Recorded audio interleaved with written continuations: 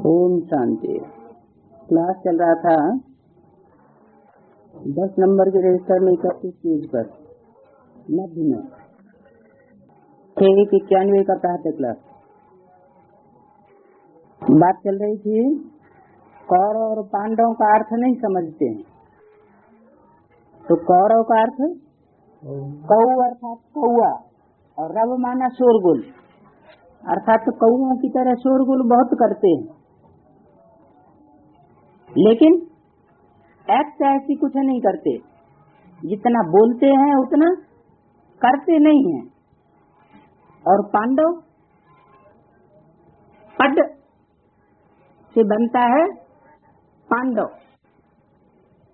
पंडयति माने ले जाता है, जो पार ले जाने वाला है, रास्ता दिखाने वाला है। तो रास्ता दिखाने वाले के बच्चे भी कौन हुए?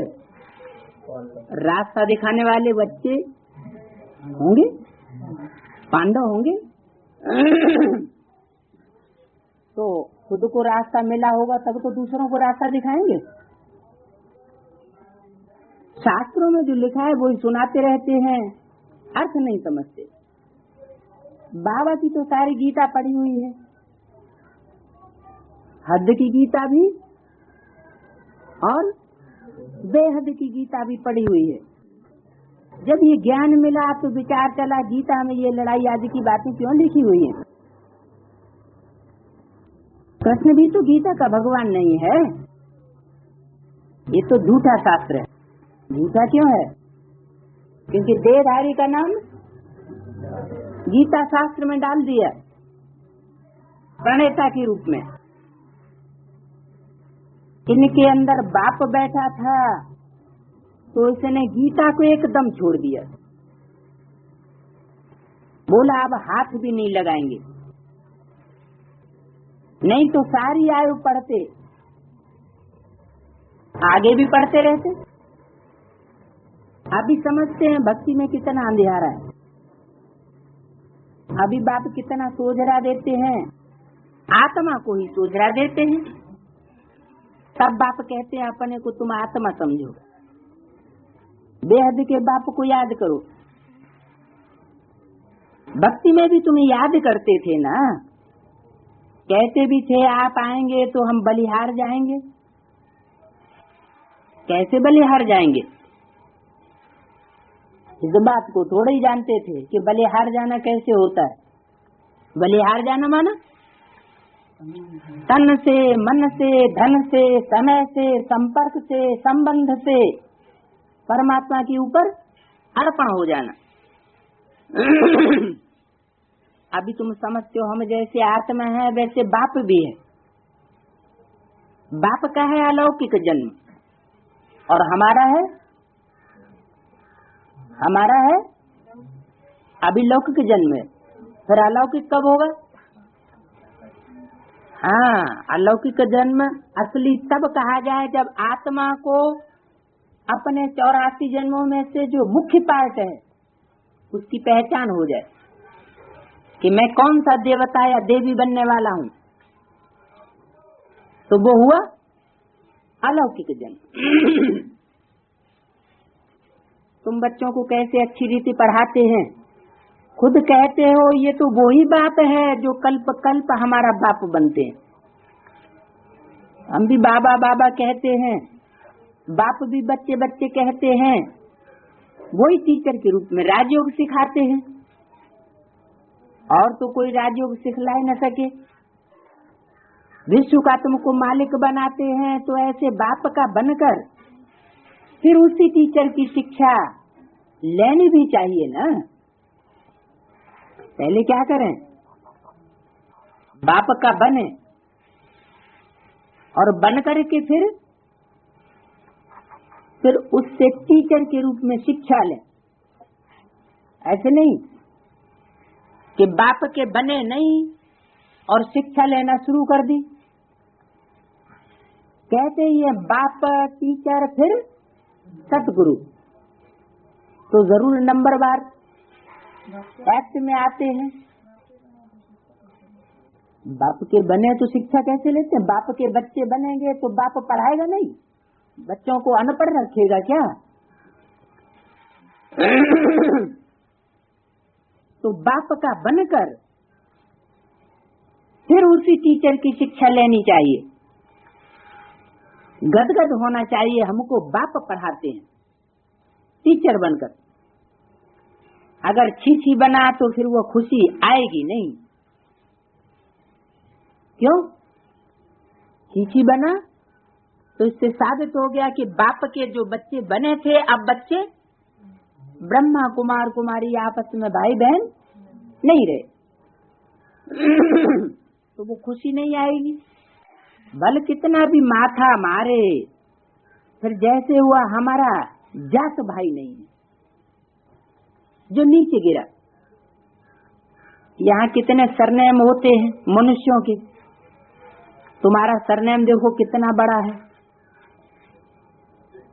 यह है बड़े से बड़ा ग्रेट ग्रेट ग्रैंडफादर ब्रह्मा। उनको कोई जानते ही नहीं है। शिव बाबा को तो सर्वव्यापी कह कुत्ते बिल्ली में ढकेल दिया। ब्रह्मा का भी किसको पता नहीं पड़ता है। एक तो ग्रैंडफादर की बात बताई, ग्रेट ग्रेट ग्रैंडफादर, और फिर ब्रह्मा का भी किसी को पता नहीं। तो ग्रैंडफादर अलग हुआ और ब्रह्मा अलग हुआ। चित्र भी है ब्रह्मा विष्णु शंकर के। ब्रह्मा को सूक्ष्म वतन में ले गए। बायोग्राफी कुछ नहीं जानते। सूक्ष्म वतन है, फिर प्रजापिता ब्रह्मा कहाँ से आया? वहाँ बच्चे अडॉप्ट करेंगे क्या? कहाँ? सूक्ष्म वतन में थोड़े एडॉप्शन होती है, किसको भी पता नहीं है। प्रजापिता ब्रह्मा कहते हैं परंतु बायोग्राफी नहीं जानते। जीवन कहानी को जानते नहीं है कि प्रजापिता ब्रह्मा क्या करते हैं। जरूर आकर के बच्चे बनाते होंगे। बाप ने समझाया ये हमारा रथ है, बहुत जन्मों के अंत में हमने ये आधार लिया है। ये पुरुषोत्तम संगम युग का गीता का एपिसोड है। युग एपिसोड मानो युग, पवित्रता भी मुख्य है। पतित से पावन बनना, कैसे बनना है ये दुनिया में किसी को पता नहीं है। तीसरा पेज। साधु संत आदि कभी ऐसे नहीं कहेंगे कि देह सहित सबको भूलो, और यहाँ तो बताते हैं कि अपनी देह को भी भूलना है और देह के सर्व संबंधों को भी भूल जाओ। एक बाप को याद करो तो माया के पाप कर्म सब भस्म हो जाएंगे।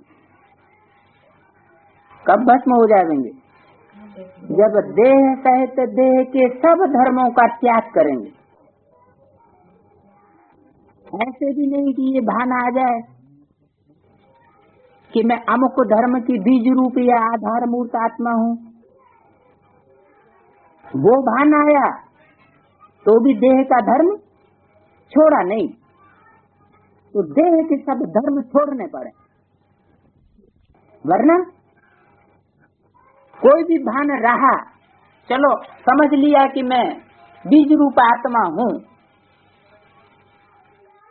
लेकिन बीज रूप आत्माएं भी तो अलग अलग धर्मों की हैं। कोई किस धर्म का बीज है, कोई किस धर्म का बीज है। तो अगर बीज रूप आत्मा की स्मृति तो आई और फिर ये बुद्धि में पक्का बैठ गया कि मैं तो संन्यास धर्म की बीज रूप आत्मा हूँ या मुस्लिम धर्म की बीज रूप आत्मा हूँ या और किसी धर्म की बीज रूप आत्मा हूँ, तो ये जो भान है वो फिर पाप जरूर चढ़ाएगा। क्यों? क्योंकि अपनापन आ गया किसमें, अमुक अमुक धर्म में। तो वो जो अपनापन आ गया वो फिर नीचे ले जाएगा, पाप कर्म कराए देगा। तो एक बाप को याद करो तो पाप सब भस्म हो जाएंगे। कोई गुरु ऐसे कब नहीं कहेंगे कि तुम्हारे सब पाप भस्म हो जाएंगे, वो तो बाप कोई नहीं जानते हैं। हम सो का अर्थ ही उल्टा कर देते हैं। अर्थ उल्टा क्या कर देते हैं, हम सो हम, इसका क्या अर्थ कर देते हैं, शिवो हम। जो हम है सोई शिव है, जो शिव है सोई हम है। तो अपने को परमात्मा साबित कर देते। लेकिन ये तो बात उल्टी हो गई। सो हम का मतलब हम सो देवता हैं, बाकी हम सो परमात्मा नहीं है। उनको तो लज्जा नहीं आती है जो कह देते हैं सो हम है। ऐसे क्यों कह दिया कि सो हम, जो वो है सोई हम है। कैसी करती है, किसको फॉलो किया, ब्रह्मा को नहीं ना, उन्होंने फॉलो किया प्रजापिता को। क्योंकि प्रजापिता में परमात्मा बाप आता है, शिव ज्योति बिंदु आता है, तो वो तो एक ही स्वरूप हो गया। तो जब एक ही स्वरूप हो गया तो कहते हैं जब ये कर सकता है ये पुरुषार्थ तो हम नहीं कर सकते क्या। तो समझते हैं सो हम भी सो ही परमात्मा है। लेकिन ऐसे तो हो नहीं सकता, परमात्मा कोई सर्वव्यापी नहीं है। उनको लज्जा नहीं आती है किस बात में, इसमें लज्जा की क्या बात हो गई है। अपने अंदर ये महत्वाकांक्षा जागृत करना कि जो परमात्मा है सो ही हम आत्मा, परमात्मा सो हम आत्मा। अपनी आत्मा को परमात्मा जैसा ऊंचा बनाना, महत्वाकांक्षी बनाना, ये कोई बुरी बात है क्या। हाँ बुरी बात है। क्यों, कोई बच्चा कहे, बाप का बच्चा अपनी माँ के सामने कि मैं बाप हूँ, ये बाप नहीं है, तो माँ बाप क्या कहेंगे, तेरे को लज्जा नहीं आती। तो ऐसे ही बाप कहते हैं लज्जा नहीं आती। सो हम कहा अर्थ ही उल्टा कर देते हैं। गीता में बाप ने कहा है इन साधुओं आदि का भी मैं उद्धार करता हूँ, इन साधुओं का जिन्होंने सब उल्टा कर दिया। गीता में भी उल्टा नाम डाल दिया। गीता में नाम होना चाहिए गीता पति भगवान का, उन्होंने गीता का पति किसको बना दिया, कृष्ण बच्चे को।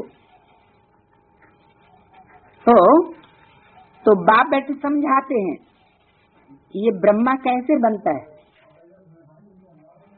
छोटेपन में गांवड़े का छोरा था, कौन, ब्रह्मा। 84 जन्म लिए हैं ना, फर्स्ट से लेकर लास्ट तक। तो नई दुनिया तो फिर पुरानी हो जाती है। अभी तुम बच्चों की बुद्धि का ताला खुला है, तुम समझ सकते हो, धारणा कर सकते हो। धारणा कब कर सकते हैं, जब बुद्धि का ताला खुला हुआ हो। अभी तुम बुद्धिमान बने हो, आगे बुद्धिहीन थे।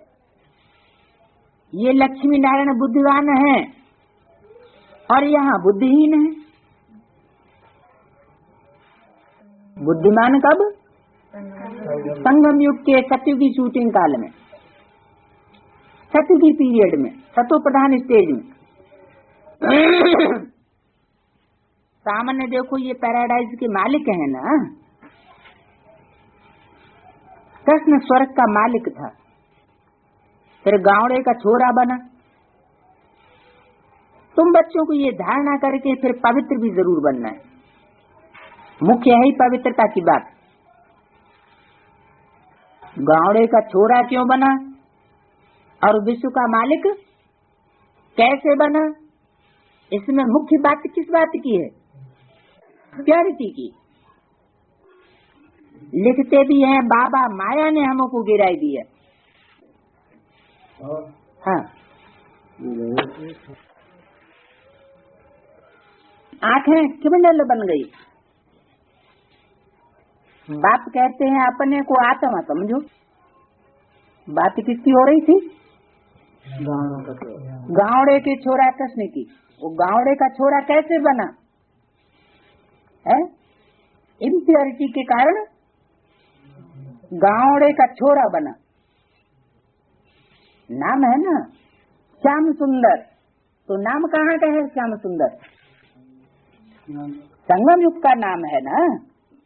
संगम युग में इम्प्योर भी है तो प्योर भी बनता है। तो गावड़े का छोरा कब बनता है? दिखाते हैं। यशोदा और नंद बाबा के यहाँ गांव में गऊ चराता था, गोपियों के साथ रास दिखाए हैं। तो अनेकों का संग हुआ, एक का है? अनेकों का संग हुआ तो रिजल्ट क्या होगा? श्याम बनेगा, सुंदर बनेगा, श्याम बनेगा। तो बाप कहते हैं अपन को आत्मा समझो। आंखें क्रिमिनल बन गई है। सबसे ज्यादा संकर अंग किस अंग को लगता है? आंखों को। बस अब तो घर जाना है, बाप को याद करना है। थोड़े टाइम के लिए शरीर निर्वाह के लिए कर्म कर, फिर हम चले जाते हैं। इस पुरानी दुनिया के विनाश के लिए लड़ाई भी लगती है। लड़ाई क्यों लगती है? क्योंकि पुरानी दुनिया का विनाश तो होना जरूरी है। ये भी तुम देखना कैसे लड़ाई लगती है। बुद्धि से समझते हैं हम देवता बनते हैं, तो हमको नई दुनिया भी चाहिए, इसलिए विनाश जरूर होगा। नई दुनिया भी कब मिले? जब विनाश हो। पुरानी दुनिया जब तक विनाश नहीं हुई है तब तक नई दुनिया स्थापन भी नहीं हो सकती। फिर जब तक स्थापना नहीं हुई है तब तक पुरानी दुनिया का विनाश भी नहीं हो सकता। तो अरस परस है, दोनों कार्य साथ साथ चलते हैं। जैसे जैसे स्थापना होती जाएगी यानी संगठन बनता जाएगा नया, वैसे वैसे पुराना खलास होता जाएगा। 76 के लिए बाबा ने घोषणा कराई कि नई दुनिया की स्थापना और पुरानी दुनिया का विनाश होगा। तो जरूर नया संगठन एक तरफ उभरता है और दूसरी तरफ पुराना संगठन। जिनकी बुद्धि में उभरता है उन्हीं की बुद्धि में पुराना संगठन ध्वस्त हो जाता है। आप मुए मर गई दुनिया। आप मुए का मतलब उस पुरानी दुनिया से बुद्धियों को हटा दिया, माया मोह ममत्व तोड़ दिया, तो जैसे उस दुनिया से मर गए, तो जैसे वो दुनिया ही खलास हो गई। तो बाबा कहते हैं कि श्रीमत पर तुम बच्चे या नई दुनिया स्थापन कर रहे हो। बाबा नहीं स्थापन करते हैं। स्थापन करता कौन है? बच्चे। बाबा पतित थोड़े ही है जो योग लगाकर पावन बनेंगे। नहीं, तुम बच्चे पतित से पावन बनते हो। कौन से बच्चे? तुम बच्चे। तो उसमें कौन कौन बच्चे आ गए हैं? तुम बच्चे जब बाबा कहते हैं तो सबसे पहले कौन से बच्चे तुम बच्चों की लिस्ट में आए हैं? ब्रह्मा, विष्णु और शंकर शंकर तो पतित होता ही नहीं। यहाँ तो बोल दिया बाबा पतित थोड़े ही है जो योग लगाकर पावन बनेंगे। फिर उन्हें तो योग लगाने की दरकार नहीं। अच्छा योग लगाने की दरकार नहीं तो शंकर को याद में क्यों बैठे हुए दिखाया गया? मन बुद्धि रूपी से काम करती है। मन बुद्धि रूपी, अरे मन बुद्धि से ही याद की जाती है और कैसे याद की जाती है? कर्मेंद्रियों से कोई काम नहीं करता। अच्छा कर्मेंद्रियों से कोई काम न करे लेकिन याद तो करता है। बुद्धि कोई कर्मेंद्रिय थोड़ी ही है। मन बुद्धि कोई कर्मेंद्रिय तो नहीं है, तो मन बुद्धि से याद क्यों करता है जब पतित नहीं है तो? है? चित्रों में तो उसको याद करते हुए तो दिखाया गया कि याद में बैठा हुआ, चलो कोई कर्म नहीं करता है, शंकर कुछ भी नहीं करता है कर्मेंद्रियों से, लेकिन याद तो करता है। भाई पतित नहीं है तो याद क्यों करता है? हैं? बाबा ने तो बोल दिया कि शंकर को पतित नहीं कहेंगे, है? तो फिर वो याद क्यों करता है? हैं? बताओ। अरे शंकर का मतलब ही है तीन आत्माएं हैं मिश्रण। कौन कौन सी? सतो प्रधान शिव, रजो प्रधान ब्रह्मा, तमो प्रधान प्रजापिता। हाँ, तो तीनों आत्माएं जो हैं उनमें प्रजापिता ब्रह्मा टाइटल किसका हो गया? ब्रह्मा का। तो ब्रह्मा का टाइटल तो ये ब्रह्मा का जो टाइटल है, तो जिसके ऊपर है टाइटल उसी की जिम्मेवारी हो गई। तो वास्तव में शंकर वाली सोल वो कोई कार्य नहीं करती। याद भी उसमें कौन करता है? ब्रह्मा बाप, वो याद करता है। क्योंकि जो पतित ही नहीं है उसको याद करने की भी दरकार नहीं है। जो पतित है तो उसको याद करने की भी दरकार है। तो ब्रह्मा 84वें जन्म में पतित, तो पहले जन्म में पावन विष्णु बनता है। तो तुम बच्चे पतित से पावन बनते हो। तो तुम बच्चे किससे कहा? कहने वाला जरूर मुख से कह रहा है। तो जिसके मुख से कह रहा है वो कौन हुआ? कोई शरीरधारी हुआ। और जिनसे कह रहा है वो कौन हुई? ब्रह्मा और विष्णु। पहले तो वो हुए। बाप कहते हैं मैं तुम्हारी सेवा में उपस्थित होता हूँ। सेवा किसकी करनी है और लक्ष्य क्या है? ब्रह्मा को विष्णु बनने का। तुमने डिमांड की है कि हम पतितों को आकर पावन बनाओ, तो तुम्हारे कहने से मैं आया हूँ। तुमको रास्ता बताता हूँ। तो ये डिमांड कब की? तुमने शब्द जो बोला वो जरूर बच्चों से बोला ना। दुनिया वाले तो बच्चे बने नहीं। तुमने डिमांड की पतितों को आकर पावन बनाओ। आकर, जाकर नहीं, आकर पावन बनाओ। तो तुम्हारे कहने से मैं आया हूँ। इसका मतलब कि पतित कौन हुए? जो बाबा के सामने बच्चे बैठे हुए हैं वो, या बाहर वाले? बाबा का सामने बैठे वही बच्चे पतित हुए। तो तुम्हारे कहने से मैं आया हूँ। कौन कहता है ये?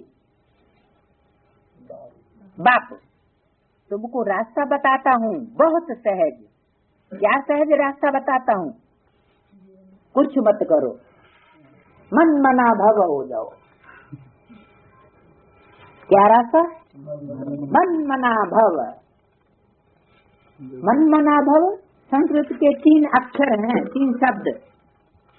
मत मना भव, मत माना मेरे, मना माने मन में, भव माना समा जा, मेरे मन में समा जा, और कुछ कर या न कर। यानी अपने मन के संकल्पों को मेरे मन के संकल्पों में समा दे। मतलब तेरा कोई भी संकल्प मेरे संकल्प के विपरीत न जाए। जो बाप का संकल्प सो बच्चे का संकल्प। अगर ये धारणा पक्की कर ली कि संकल्प मात्र भी हमें बाप का किसी बात में विपरीत नहीं बनना है, तो जब संकल्प मात्र भी विपरीत नहीं बनना है तो वाचा से विपरीत बनने की तो बात ही नहीं, कर्मणा से तो विपरीत बनने की बात हो ही नहीं सकती। क्योंकि मनसा ही जब अनुकूल हो गई तो मन तो सब इंद्रियों को कंट्रोल करने वाला है। मन को बुद्धि कंट्रोल करती है। तो मन को मेरे में लगा दिया, मैं तो बुद्धिमानों की बुद्धि हूँ, तो बुद्धि के अनुसार मन चलने लगा, तो मन सारी इंद्रियों को कंट्रोल कर लेगा। तो मन मना भव, बहुत सहज रास्ता बताता हूँ। कितना बढ़िया सहज रास्ता है। कर्मेंद्रियों से भले कुछ भी करो, लेकिन मन मेरे में लगाओ। अगर मन लगा रहेगा, हम रसगुल्ला खा रहे हैं, मन हमारा कहीं महबूबा को याद करने में लगा हुआ है, तो रसगुल्ला तो खाया न खाया बराबर हो जाएगा। फिर उसका कोई हिसाब किताब बनेगा ही नहीं। तो मन ले लिया बाबा ने, फिर अब हमें क्या मिलेगा? है कुछ मिलेगा क्या? फिर तो दुनिया की किसी चीज में कोई आनंद आएगा ही नहीं। तो भगवान वाक्य है, सिर्फ कृष्ण का नाम डाल दिया है। भगवान वाक्य क्या है? मन मना भव, मेरे मन में समा जा। ये भगवान वाक्य है। गलती क्या कर दी कि कृष्ण बच्चे का नाम डाल दिया, कि कृष्ण बच्चा कहता है मन मना भव, मेरे मन में समा जा। अरे कृष्ण बच्चा तो खुद ही क्या है? बच्चा है, बच्चा बुद्धि है। उसके मन में समा जाएंगे तो फिर कैसे काम चलेगा? वो तो साकार है कृष्ण। तो कृष्ण साकार है, और जो साकार है देहधारी है, देहभान में है, उसमें अगर हम समा जाएंगे तो हमारी क्या हालत होगी? हम भी साकारी, देहधारी, देहाभिमानी बन जाएंगे। बाप के नेक्स्ट है कृष्ण। क्या नेक्स्ट टू शिव कौन है? कृष्ण। कौन सा कृष्ण? संगम युग का कृष्ण। और सतयुग का कृष्ण वो बाप के नेक्स्ट नहीं है। क्यों? वो बच्चा किसका है? बाप का बच्चा है ना। तो जिस बाप का बच्चा है वो शिव बाबा नहीं है, है? नहीं, जिस बाप का वो बच्चा है वो बाप शिव बाबा नहीं है। तो शिव बाबा है, तो शिव बाबा हुआ फर्स्ट, और नेक्स्ट कौन हुआ? सतयुग का कृष्ण नेक्स्ट टू शिव बाबा हुआ कि नहीं? नहीं हुआ। क्यों नहीं हुआ बताओ? नहीं होता है? शिव बाबा नहीं होता, नहीं होता। वो लक्ष्मी नारायण होता है। अच्छा, बाबा ने तो बोला है कि सृष्टि पर सदा कायम कोई चीज है नहीं। वो तो शिव सदा कायम तो एक शिव बाबा ही है। तो बताओ वो शिव बाबा कौन सा हुआ? जो जन्म जन्म का खाते रहते। एक आदमी बोलो, है? ठीक है, सुप्रीम सोल जिसमें प्रवेश होता है वो शिव बाबा हुआ, वो सदा कायम है इस सृष्टि पर। कायम है। तो जब सदा कायम है, तो जब कृष्ण को सतयुग में जन्म देता है तो कायम हुआ कि नहीं? अरे शिव बाबा हुआ कि नहीं? अरे नहीं, कहीं मुरली तो कहती है इस सृष्टि पर सदा कायम तो कोई चीज है नहीं। सदा कायम तो एक शिव बाबा है, एक शिव बाबा ही है, एक बाबा ही है।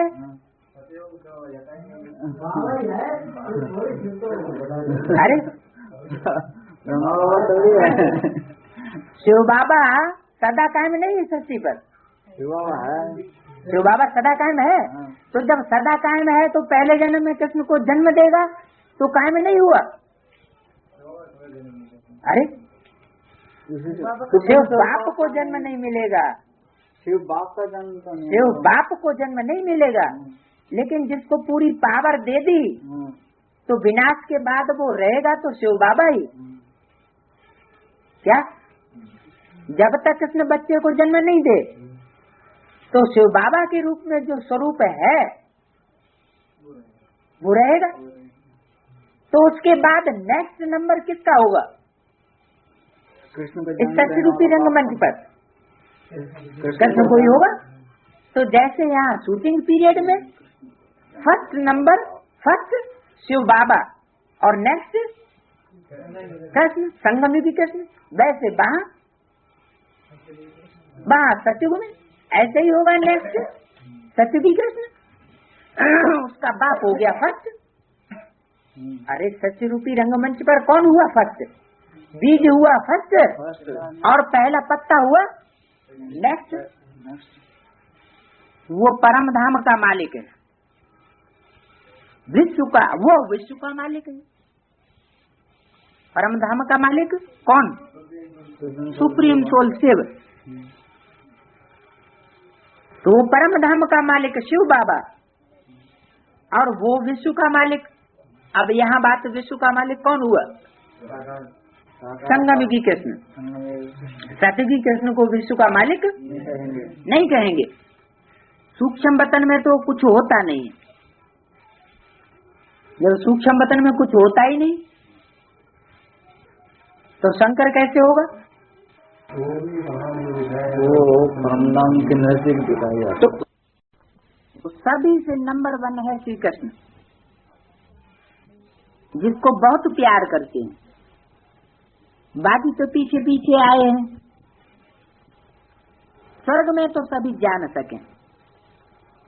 तो मीठे मीठे बच्चों को हड्डी खुशी होनी चाहिए, आर्टिफिशियल खुशी नहीं चल सकती है। बाहर से किस्म किस्म के बच्चे बाबा के पास आते थे, कब पवित्र नहीं रहते।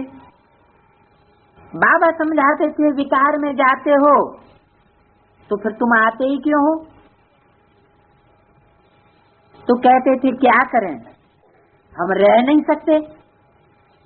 रोज आता हूँ, न जाने कब कोई ऐसा तीर लग जाए। आप बिगर मेरी सदगति कौन करेगा? आकर बैठ जाते थे। माया बड़ी प्रबल है।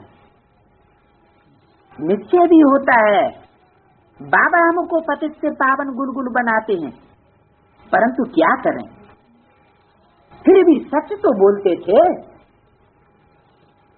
बहुत से तो ऐसे हैं कि आते भी रहते और झूठ भी बोलते रहते। अब जरूर वह सुधर गया होगा। कौन? जो उस समय सत्य बोलने वाले बच्चे थे, जरूर वो अब सुधर गए होंगे। उनको ये निश्चय था, इन द्वारा ही हम सुधरेंगे। किन द्वारा? इन द्वारा। इस द्वारा नहीं कहा, इन द्वारा, बहुवचन। किन द्वारा है? द्वारा मन मीडिया, इन द्वारा मन प्रजापिता ब्रह्मा द्वारा, रामकृष्ण द्वारा। इस समय कितने एक्टर्स हैं? एक के फीचर्स न मिले दूसरे से, फिर कल बाद उसी फीचर से पार्ट रिपीट करेंगे। आत्मा है तो सब मिक्स अप है ना। 500 करोड़ एक्टर्स हैं जो मिक्स अप हैं। बिल्कुल एक्यूरेट पार्ट बजाते रहते हैं, कुछ भी फर्क नहीं हो सकता। सभी आत्माएं अविनाशी हैं और उनमें पार्ट भी अविनाशी भरा हुआ है। वो पार्ट कोई कहे कि विनाश हो जाए, ये जो हमने पार्ट बजाई लिया ये हम खलास कर दें, तो वो टैप बिगड़ नहीं सकती। ये टैप तो बिगड़ जाती है। तो कितनी समझाने की बातें हैं। ऐसा क्यों कहा कि ये टैप बिगड़ नहीं सकती? अविनाशी पार्ट आत्मा में नुदा हुआ है, ये ध्यान क्यों दिलाया?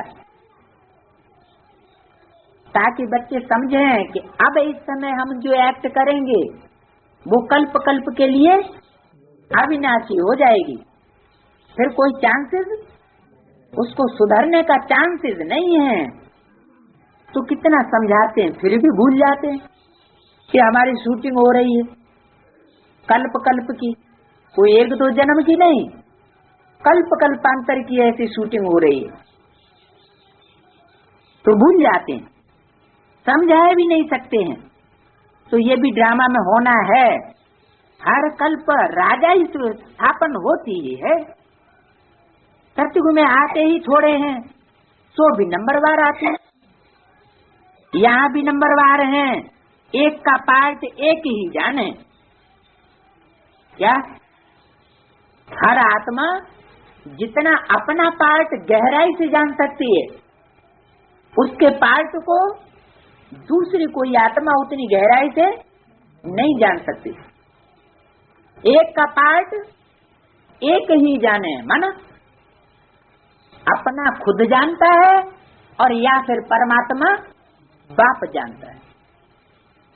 तेरी कर्म कहानी तेरी आत्मा भी जानी, परमात्मा भी जानी, और कोई नहीं जान सकता।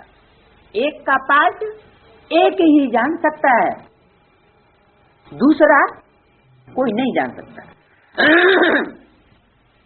अच्छा, मीठे मीठे सिकिल दे बच्चों प्रति मात पिता बाप दादा का डबल डबल बोल दिया, मात पिता का और बाप दादा का याद प्यार और गुड मॉर्निंग। रूहानी बाप की रूहानी बच्चों को नमस्ते। तो कितने हिस्से कर दिए? मात पिता अलग, बाप दादा अलग, और रूहानी बाप अलग। रूहानी बाप नमन करता है। माता पिता जिस्मानी हुए या रूहानी हुए? माता तो जिस्मानी है ही है, और बाप भी फिर जिस्म वाला तो होगा, लेकिन निराकारी स्टेज में होगा। तो वो नमस्ते माने नमन करने वाले नहीं, उनका सिर्फ याद प्यार मिलता है। क्यों? उनकी नमन क्यों नहीं? माता पिता और बाप दादा बच्चों को झुकते क्यों नहीं? तो बच्चे देह मन हैं?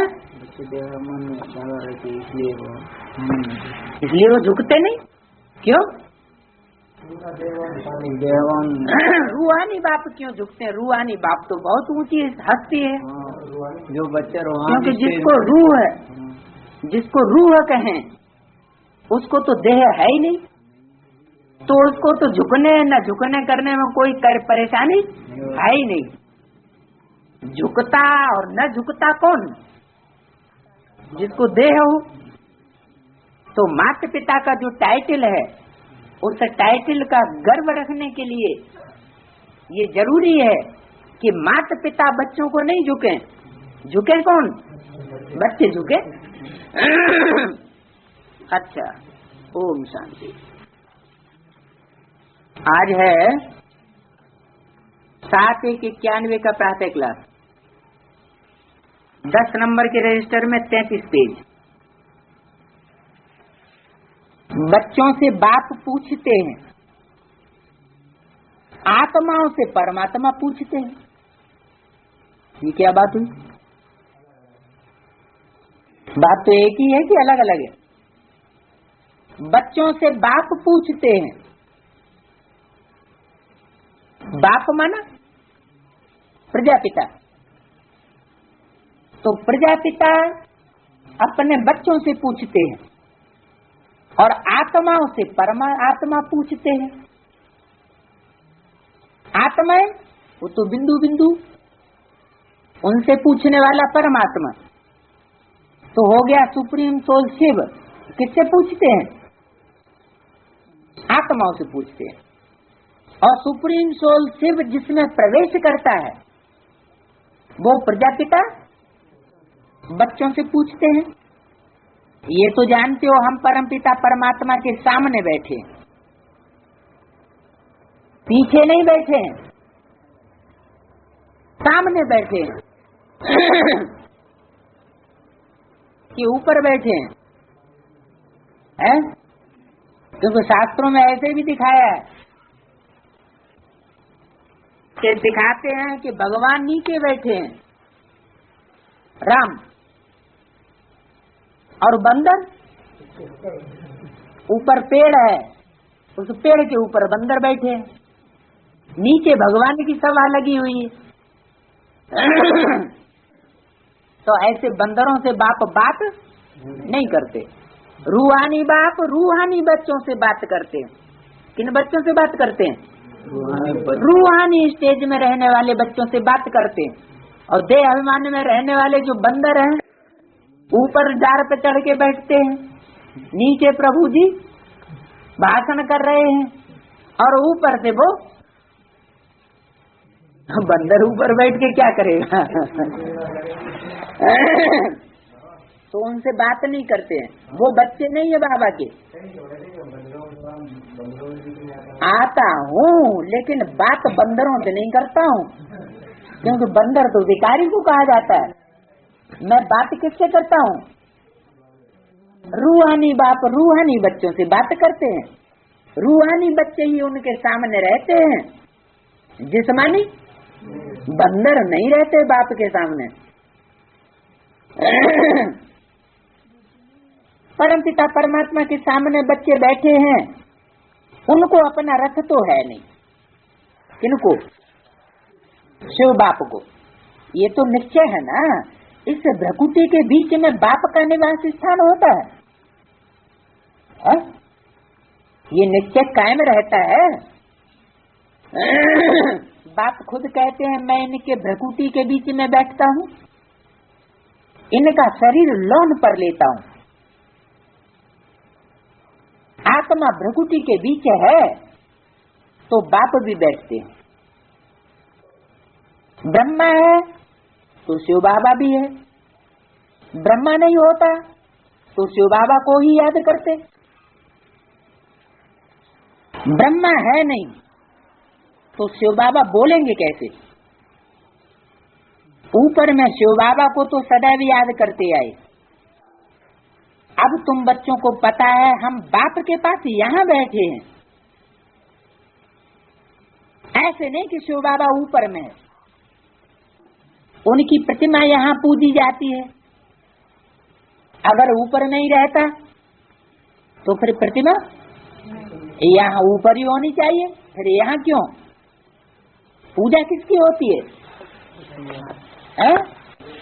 प्योरिटी की पूजा होती है।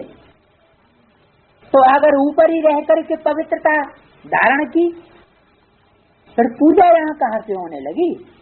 पूजा यहाँ हुई है तो जरूर यहाँ आकर के उसने कोई ऐसी एक्ट की है जो उसकी पूजा होती है। ये बातें बहुत समझने की हैं, थोड़ी समझने की नहीं है। कि बाप एवर प्योर है, परम धाम का वासी है, तो एवर प्योर बाप की पूजा कैसे होती है इस सृष्टि पर? तो जरूर साकार में आकर के वो एक्ट करता है जो एक्ट और कोई नहीं कर सकता। तो उनकी प्रतिमा यहाँ पूजी जाती है। पूजा का आधार है प्योरिटी। तो बाप जितना पूजा जाता है, तो बाप जितना पूजा जाता है उतना और किसी की पूजा नहीं होती। कि किसी की होती है? बाप की सबसे ज्यादा पूजा होती है। दुनिया में जितनी भी खुदाइयां हुई हैं देश विदेश में, सबसे ज्यादा लिंग मूर्तियां मिली हैं। तो इससे साबित होता है कि सबसे ज्यादा प्राचीन काल से ही उसकी पूजा होती चली आई।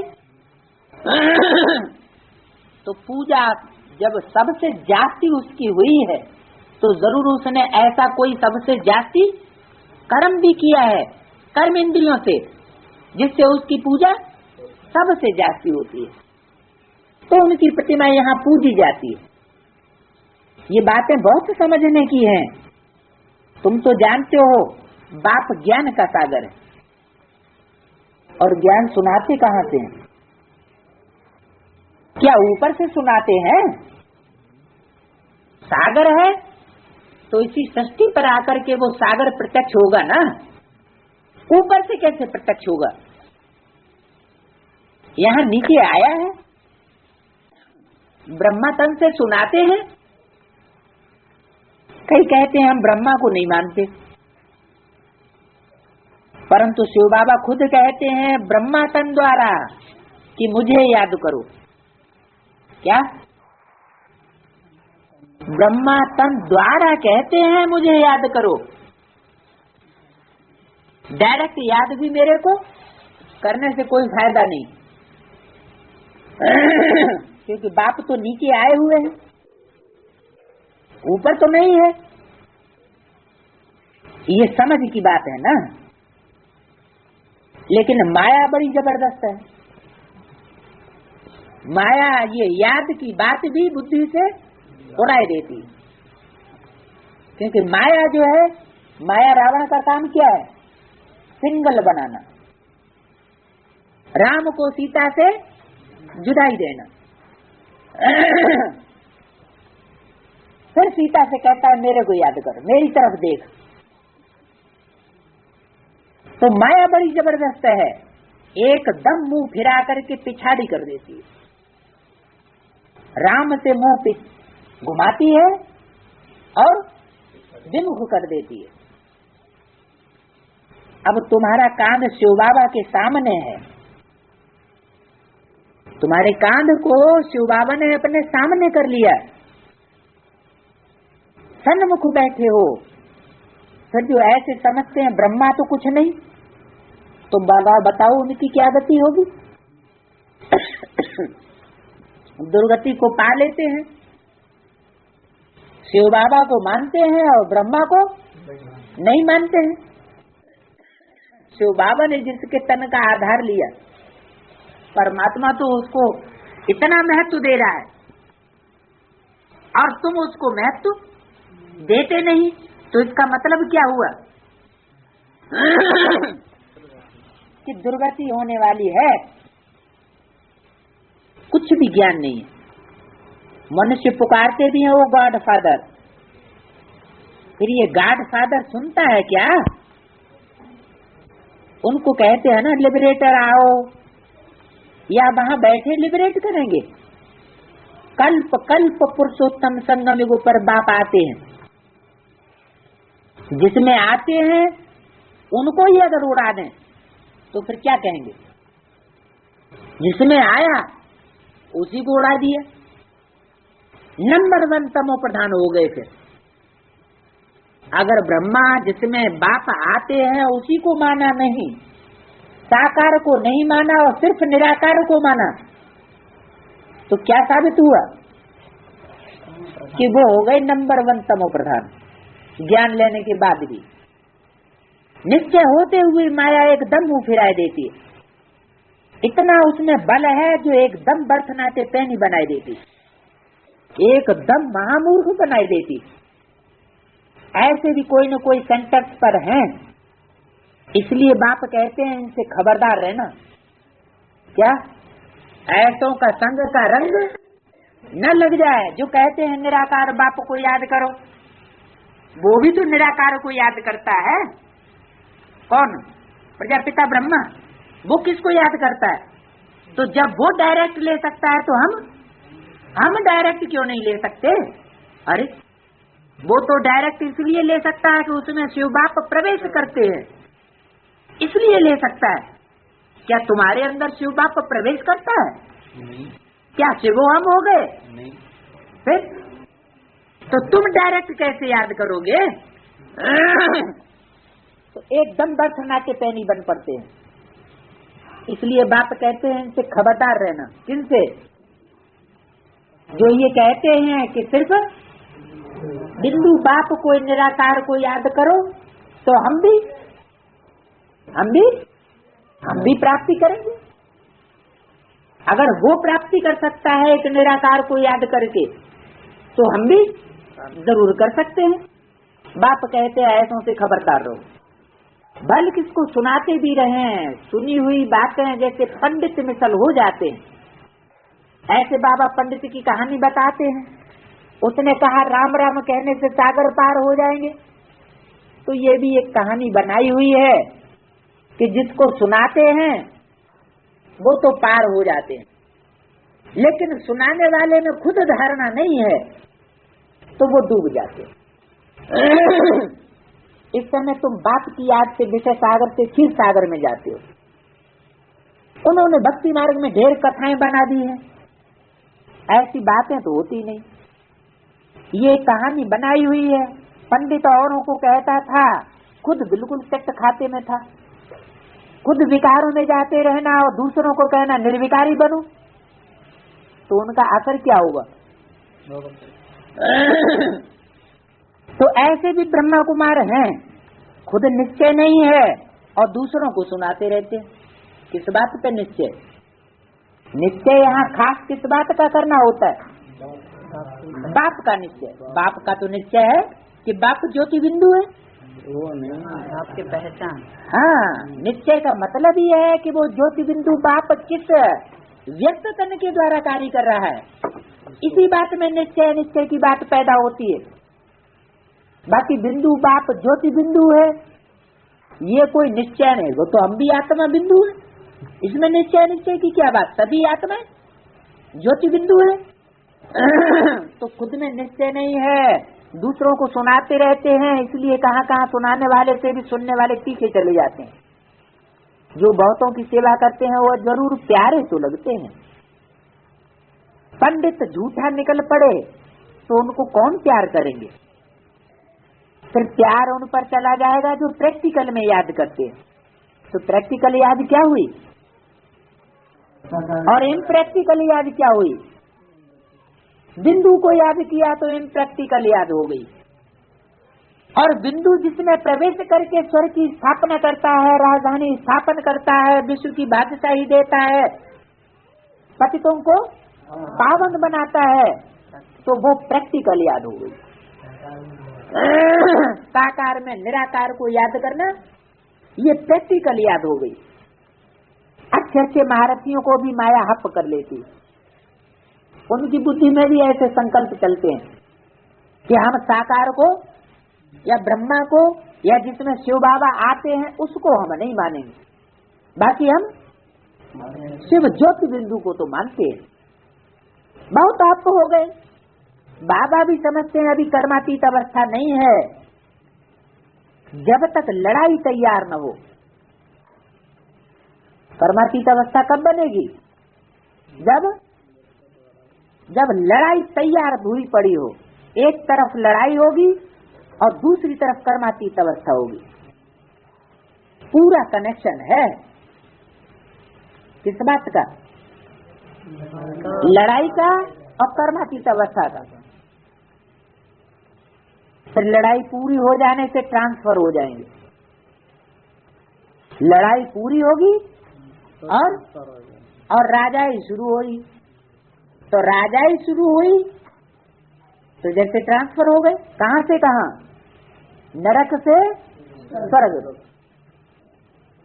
लड़ाई पूरी होना माना मानसिक संघर्ष खलास, और मानसिक संघर्ष खलास हो गया माना मनन चिंतन मंथन की भी स्टेज से ऊपर निसंकल्प स्टेज में आत्मा पहुंच गई। फिर तो अमरलोक ही अमरलोक है। तो पहले रुद्रमाला बनती, इस कर्मातीत अवस्था में पहुंचने वाले मण के पहले कितने होंगे? 108 नंबरवार।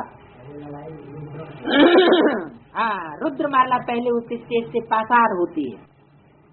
रुद्रमाला है पुरुष वृत्ति वालों की, चाहे स्त्री चोला हो चाहे पुरुष चोला हो, लेकिन वो स्वभाव संस्कार से क्या होंगे? पुरुष वृत्ति के होंगे। लड़ाई लड़ते हुए पुरुषों को दिखाया है या स्त्रियों को? पुरुषों को दिखाया है। पुरुष ही लड़ाई लड़ते हुए दिखाए गए। तो रुद्रमाला के मण के सब पुरुष वृत्ति के हैं, उनको लड़ाई से पसार जरूर होना पड़ेगा। स्त्रियां लड़ाई लड़ने जाती हैं या पुरुष जाते हैं? पुरुष जाते हैं। तो पहले रुद्रमाला बनती है, ये बातें और कोई नहीं जानता है। वो तो सिर्फ एक ही माला बताएंगे। बाप कहते हैं 2 मालाएं, एक रुद्रमाला और दूसरी विजयमाला। तुम समझते हो उस दुनिया को बदलना है। कौन सी दुनिया को? जिनको कुछ पता ही नहीं है, वो तो समझते हैं अभी तो हजारों वर्ष पड़े हैं। क्या समझते हैं? हजारों वर्ष पड़े हुए हैं। खूब मौज साधन अपनाते चले जाओ, जीवन में आनंद भोगो, महलमारियां बनाओ। अभी तो दुनिया खलास होने में बहुत लंबा टाइम। तुम समझते हो विनाश तो सामने खड़ा है, इसमें टाइम अब नहीं है। अब तुम हो माइनॉरिटी जो ये समझते हो कि दुनिया का विनाश सामने खड़ा है, तुम बहुत थोड़े हो। और वो है मेजॉरिटी जो समझते हैं कि दुनिया तो अभी पता नहीं कितना लंबा समय चले। तो तुमको कौन मानेगा जब तुम माइनॉरिटी हो, थोड़ी संख्या में हो। दुनिया किस तरफ भागती है? जिधर हुजूम ज्यादा देखेंगे उधर भाग खड़े होंगे। भेड़ चाल है दुनिया की। क्या भेड़ें किधर जाती हैं? हाँ, तो हुजूम जो है वो नहीं देखना चाहिए, पावर देखनी चाहिए। जब तुम्हारी वृद्धि हो जाएगी फिर तुम्हारे योग बल से बहुत खींच करके तुम्हारी तरफ आ जाएंगे। अभी तुम्हारी तरफ थोड़े क्यों खींच करके आ रहे हैं? क्योंकि योग बल नहीं है। योग बल क्यों नहीं है? अरे अकेला चना क्या भार फोड़ेगा? अकेले चने के बोते भार फूट जाएगा क्या? ये कैसे हो सकता है? हाँ, तो जब तुम्हारी मेजॉरिटी हो जाएगी तो संगठन का बल बढ़ जाएगा। अगर अकेले से ही सारा काम हो जाए फिर तो शिव बाबा सिर्फ ब्रह्मा को पकड़ ले या प्रजापिता को पकड़ ले और सारा कार्य संपन्न कर दे। तो बहुत खींच करके आएंगे जब तुम्हारी वृद्धि हो जाएगी। जितना तुमसे कट निकलती जाएगी उतना बल बढ़ता जाएगा। ऐसे नहीं बाबा जानी जाननहार है क्या? बाबा तो सब जानते हैं, यहाँ आकर सबको देखते हैं, सबकी अवस्थाओं को जानते हैं। ऐसे नहीं कि पहले से ही जानते हैं। आंखों से देखा, उनकी चलन को परखा, तब उनके अंदर को जानते हैं। बाप बच्चों की अवस्था को नहीं जानेंगे क्या? अवस्था को तो जानेंगे, लेकिन किन बच्चों की अवस्था को जानेंगे? जो बच्चे बाप के सामने आएंगे, जो आए ही नहीं है, बच्चे बने ही नहीं है, उनके अंदर को क्यों जानेंगे? सब कुछ मालूम पड़ता है। इसमें अंतर्यामी की कोई बात नहीं है। अब तो कर्मातीत अवस्था हुई नहीं है क्या? अभी कोई कह नहीं सकता कि हमारी कर्मातीत अवस्था हो गई। आसुरी बातचीत चलन आदि सब प्रसिद्ध हो जाती है। जब तक आसुरी चलन है, आसुरी बातचीत है, तब तक कर्मातीत अवस्था फाइनल नहीं कह सकते। अब तो दैवी चलन बनानी है। देवता है तो सर्वगुण संपन्न, 16 कला संपूर्ण, संपूर्ण अहिंसक, मर्यादा पुरुषोत्तम होते। ये नहीं कहा कि मैं सर्वगुण संपन्न, 16 कला संपूर्ण, संपूर्ण अहिंसक, मर्यादा पुरुषोत्तम होता हूँ। क्यों है? हाँ, चक्र में नहीं आते। हाँ, निश्चय अनिश्चय के चक्र में तो आते ही नहीं, जन्म मरण के चक्र में तो आते ही नहीं। इसलिए उनको जब चक्र से ही परे हो गए तो जरूर क्या हो गए, कर्म से भी परे हो गए, कर्मातीत स्टेज हो गई। और जब कर्मातीत स्टेज हो गई तो कर्म का फल लग नहीं सकता। इसलिए बोला मैं विनाश ऐसे से कराता हूँ जिस पर कोई पाप न लगे। दूसरा पेज, तो ऐसा बनना है। कैसा? सर्वगुण संपन्न आदि।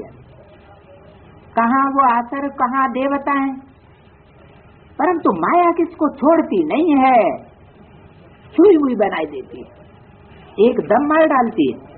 5 सीढ़ी है ना, देह अभिमान आने से ही ऊपर से एकदम नीचे गिरते हैं। गिरा और मरा। आजकल अपने को मारने के लिए कैसे कैसे उपाय लेते हैं, एकदम 21 मार से कूद पड़ते हैं। 21 मंजिल से पहुंच रहे थे 21वीं मंजिल में, पुरुषार्थ करते करते 21 जन्मों की बादशाही प्राप्त करने वाले थे। लेकिन क्या करते हैं, इतने साहसी हैं कि वहां से कूद पड़ते हैं।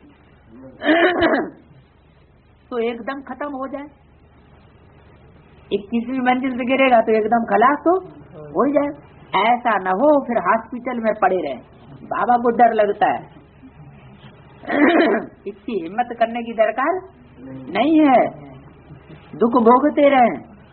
5 मंजिल से गिरे और न मरे तो देखो दुख तो भोगते रहेंगे। कोई अपने को आग लगाते हैं, अगर कोई उनको बचा लेते हैं तो उनको कितना दुख सहन करना पड़ता है।